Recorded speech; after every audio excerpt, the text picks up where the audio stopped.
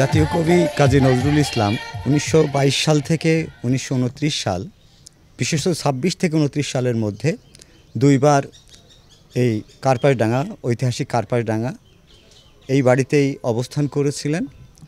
ধারণা করা হয় তিনি দুইবারে ২ মাসের অধিক সময় অবস্থান করেছিলেন এখানে বসে তিনি স্বদেশী আন্দোলনের নেতাদেরকে ব্রিটিশ বিরোধী আন্দোলনকে বেগবান করবার জন্য উদ্বুদ্ধ করেছিলেন। 1899 সালের 25 মে আজকের এই দিনে পশ্চিমবঙ্গের বর্ধমান জেলার আসানসোল মহকুমার চুরুলিয়া গ্রামে কাজী নজরুল ইসলাম জন্মগ্রহণ করেন। আজ কবির 125তম জন্মবার্ষিকী। শৈশব ও কৈশোরেই কবি নজরুলের কবি এবং গীতি প্রতিভার বিকাশ ঘটেছিল। তার কবিতা ও গানের প্রতিটি পরতে পরতে ব্রিটিশ বিরোধী চেতনা প্রকাশিত হয়েছিল।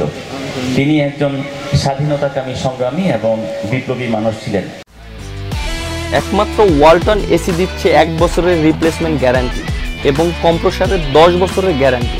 আমাদের জাতির পিতা বঙ্গবন্ধু শেখ মুজিবুর রহমান আমাদের এই যে কবি কাজী নজরুল ইসলামকে যে সম্মান দিয়েছেন, আজকে যার জন্য, যার অবদানের জন্য, যার উদ্যোগের জন্য তিনি আমাদের জাতীয় কবি, হাজার বছরের শ্রেষ্ঠ বাঙালি জাতির পিতা বঙ্গবন্ধু শেখ মুজিবুর রহমানের এই দূরদর্শী সিদ্ধান্ত আজকে স্কুলের ভিতরে বিশ্বের অনেক জায়গাতে কিন্তু এমনটি দেখা যায় না।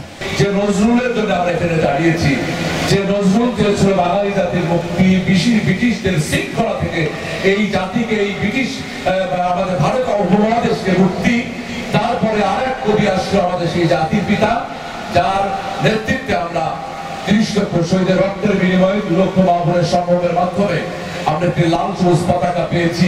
সেই লাল সবুজ পতাকা আমরা সেই খাপ চেয়ে ধরেছিলাম মাঝখানে।